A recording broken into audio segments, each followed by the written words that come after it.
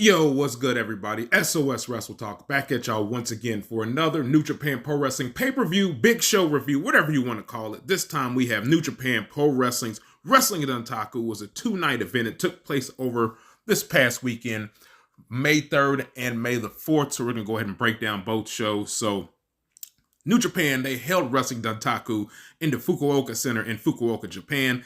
Night one had an attendance of 2,903 people. So without any further ado, let's go ahead and get into the show. If this is your first time checking this out, be sure you like and subscribe, all that good stuff, man. Tell a friend to tell a friend. That subscription price is $3.99. It won't cost you a damn thing. So, like I said, the first night of Wrestling Dontaku, excuse me, first match we had on the show, we had Master Wato, Boltin, Oleg, Toru, Yano, and Yo taking on and defeating the TMDK team of Hartley, Jackson, Kosei, Fujita, Robbie, Eagles, and Ryohei. Oh yeah, they got that dub in about 8 minutes and 3 seconds. The following match right here, we had one of Tetsuya Naito's, his penultimate match here in New Japan Pro Wrestling. For the meantime, hopefully. Not for the meantime saying I want him to go, but this, hopefully he comes back. You know what I mean. We had just four guys, Taichi, TAKA, Michinoku, Uemura, and Tomohiro Ishii taking on and getting the victory over Los Ingobernables de Japón's BUSHI, Hiromu, Tetsuya, Naito, and Yota Tsuji in about 9 minutes and 3 seconds right here. Yeah, like I said, the penultimate match for Tetsuya Naito, his final match for New Japan Pro Wrestling will take place the next night here on Wrestling Dontaku Night 2. Next match we had Bishiman, Hirooki, Goto, and YOSHI-HASHI getting the victory. And, they teamed with Ryusuke Taguchi. How could I forget about that? Taking on and defeating United Empire's Callum Newman, Great Khan, and Jacob Austin right here, which is more preliminary stuff for Hirooki Goto and Callum Newman for that World Heavyweight title match that they had take place on Sunday. So, which is today, whenever you're listening to it. So, and for the New Japan Pro Wrestling's World Television Championship, we had a match between the champion El Phantasmo and the never openweight champion Konosuke Takeshita. That match ended after a tense back and forth battle. It was a 15-minute time limit draw. I expected that was probably going to happen to retain the title for a time limit draw. We had Rocky Romero ringside with Konosuke Takeshita with that Callis family influence right there. So these guys are going to face off again. They're facing off here coming up on May 9th at the Resurgence pay-per-view, which is going to take place in Ontario, California. This time, though, there's going to be a never openweight championship with Takeshita's title on the line. So I doubt we get a draw there. I'm going to see how they play this. So I'm kind of interested to see how they go with that, actually. Yeah, so next match we had, match that I think is highly recommended on the show. It was a very good, sound wrestling match between Zack Sabre Jr.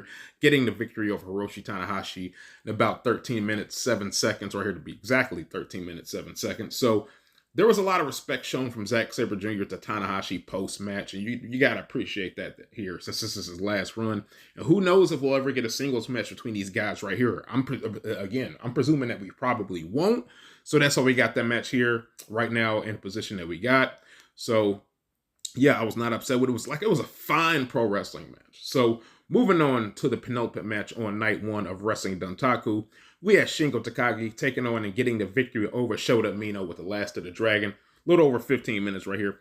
This was a fight. These guys have been going at each other's necks for the last couple weeks, And I knew it was going to culminate in something hard hitting, and that's what we got right here.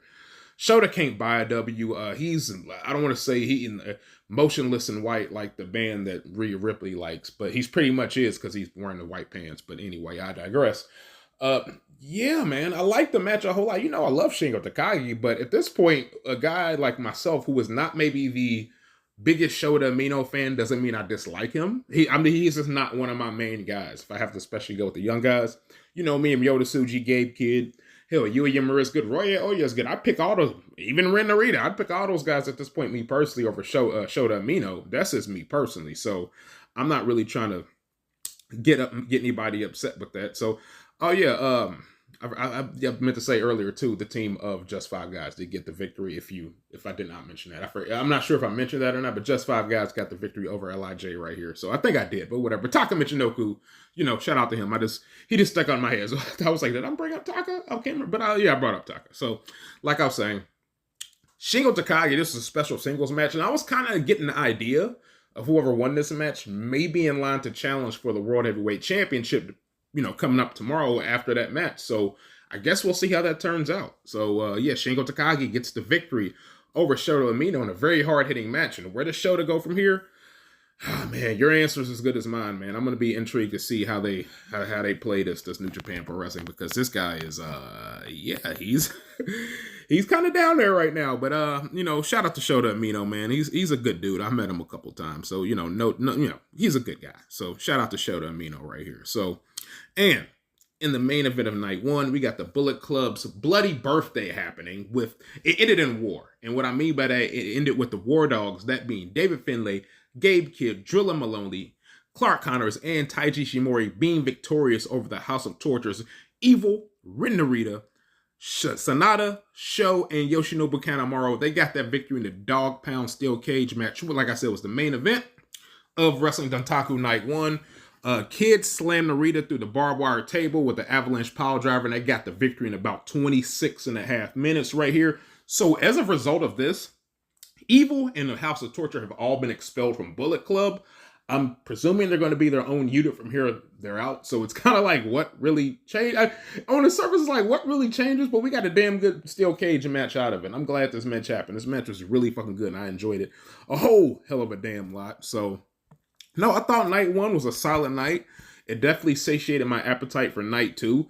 And, we might as well go ahead and get to night two right here. Because, night two, we had, depending on, how this is going in the time frame or whatever, because I'm talking about it. But anyway, we had, for the main event of this show, was the IWGP World Heavyweight Championship match. Going to this, we had my man, Hirooki Goto, finally cashing in, being a champion. He's had a nice reign, too. He's taking on a young upstart, that being Callum Newman right here. So that's the main event of this show, night two.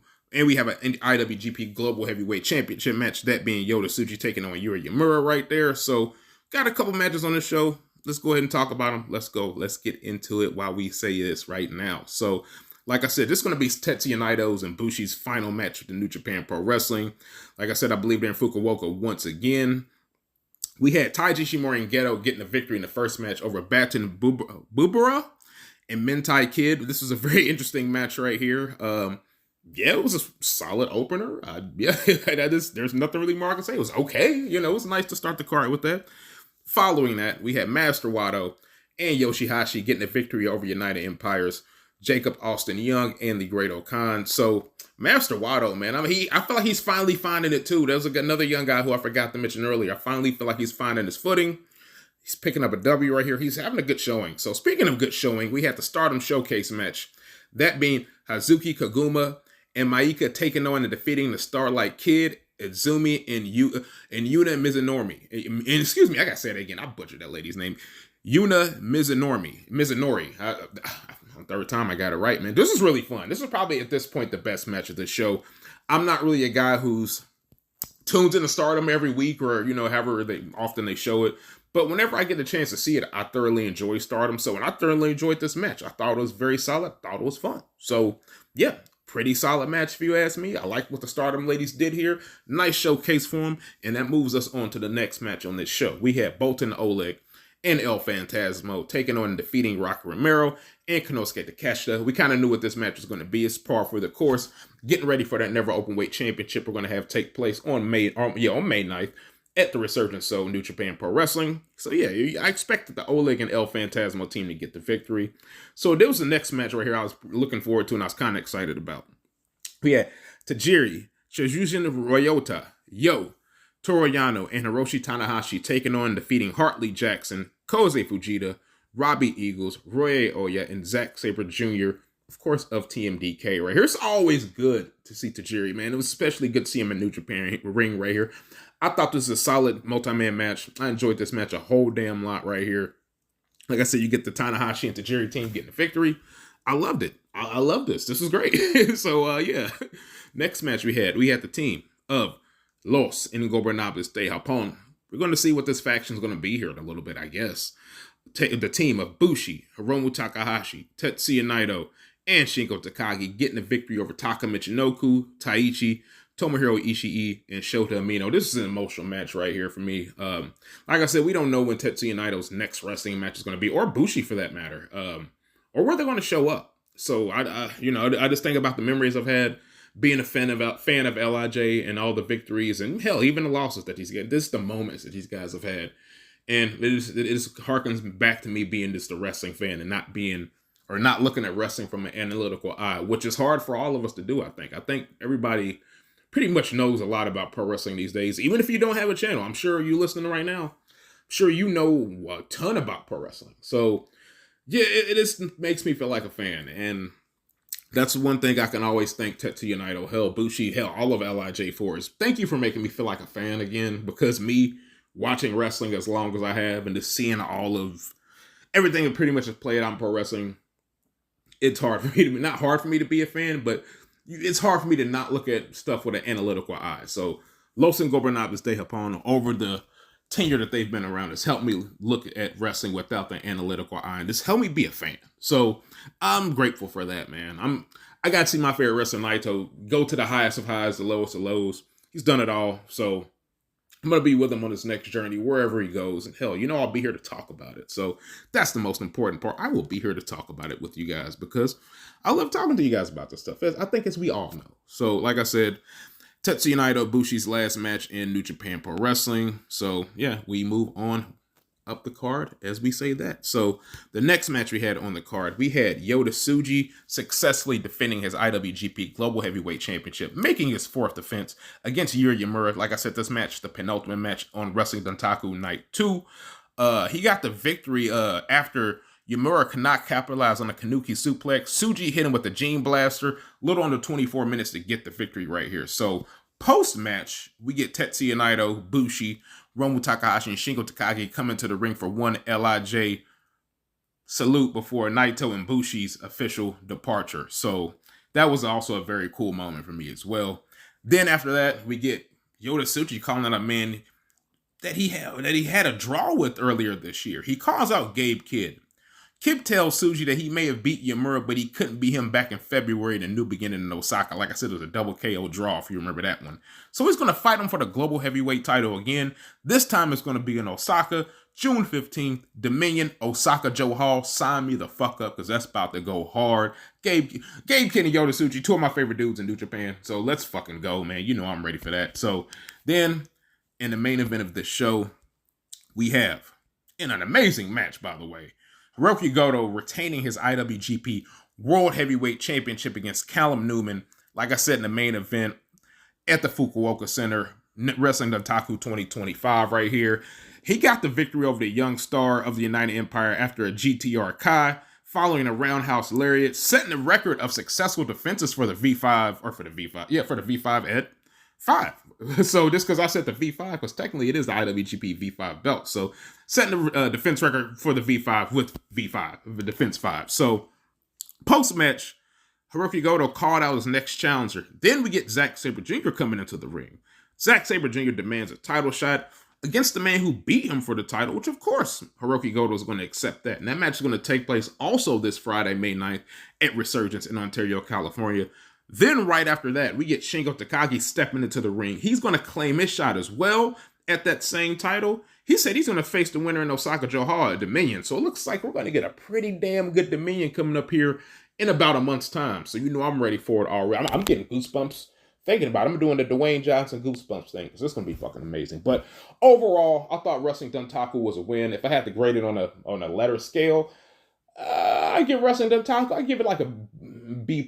I mean, it's a B+ show. It was a very, very solid show, solid matches. It wasn't anything that would be like, oh my God, this blow you away, this fantastic. I did enjoy the start of the match though, so that might bump it up to A-. I'm gonna give it A-. It bumps up to A-. So yeah, New Japan's gonna be back, I believe, like I said, Friday at the Resurgence show, so we'll have a review for that. Might even do a preview. I have to look at the card and see what's coming up. But thank y'all for checking out this review of Wrestling Dontaku, man. Thank y'all for rocking with us the long way and the strong way.